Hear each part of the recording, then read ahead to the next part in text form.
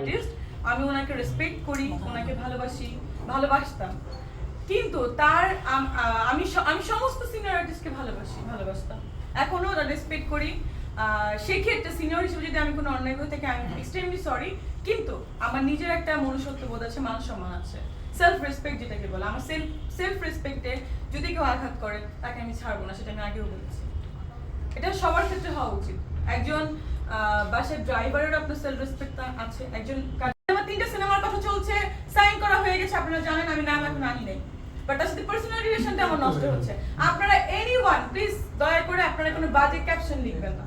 আমি রিকোয়েস্ট করেছিলাম, হাত জোর করে রিকোয়েস্ট করছি, লিখবেন না। যা যা লিখেছেন কাইন্ডলি সেটা আপনারা উঠে ফেললে আমি খুশি হব।